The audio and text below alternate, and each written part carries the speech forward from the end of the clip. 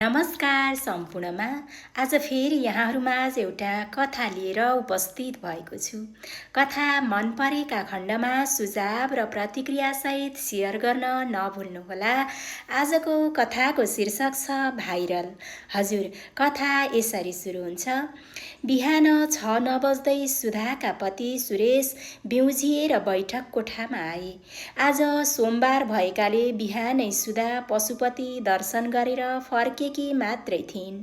प्रसादी लिएर अगाडि पुग्दा सुरेशले थर्काए, तिमीलाई यसरी ठाँटबाट गरेर हिँडेको पटक्कै सुहाउन्न।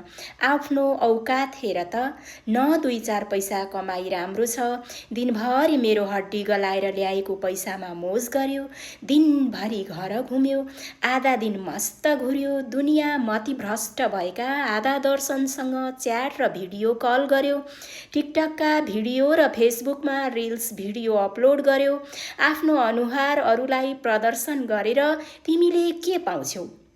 बिहान बिहानै सुरेशको यो अभिव्यक्ति देख्दा सुधा पटक्कै छक्क परिनन्, किनकि पतिले उनलाई अफिसबाट फर्किँदा पतिलाई दिइएको खाजाको आइटम गतिलो नहुँदा, आफ्नो मोबाइलमा चार्ज सकिएको अवस्था हुँदा, यसो फुर्सदमा सुधाले चलाएको मोबाइलका सबै गतिविधि चेक गर्न नपाउँदा बोलिरहने यी डायलग थिए। प्रश्न त उनीसित प्रशस्तै थिए कि पतिदेव घर रिङ्गै घुमेर नाचेको कि घर सफा सुग्घर गरेको, आधा दर्जनसँग च्याट र भिडियो कल गरेर समय बर्बाद पारेको कि नस्नाता र आफन्तसँग भलाकुसारी गरी सामाजिक बनेको, टिकटक र भिडियो हालेर अनुहार प्रदर्शन गरेको कि दिनभरिको कामको थकानलाई बिर्सिएर रिफ्रेस हुन समय सापेक्ष बनी मनोरञ्जन समेत प्राप्त गरेको। प्रश्न नगरी नबोली सुधा भान्सातिर व्यस्त भइन्। तरकारी काट्दै गर्दा सुधाले सम्झिन्, त बिहे गरेको ठ्याक्कै 23 वर्ष लागेछ। आजसम्म सुरेश र म घुम्न कतै गएका छैनौँ। आर्थिक आम्दानी उसले गरेको छ, तर आजसम्म मलाई उसको तलब स्केल कति हो थाहा छैन। ऐना बारम्बार हेर्दा पनि आफूलाई राम्रै छु त लाग्छ, तर उसले कतै कहिल्यै मेरो प्रशंसा गरेको छैन।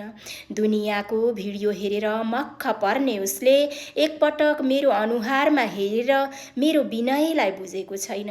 घरको कामबाट एकछिनसम्म फुर्सद नहुँदा पनि उसले हात पटक्कै बढाएको छैन। तापनि म रमाउने स्रोतको उसलाई किन यत्रको रिस व्यर्थै?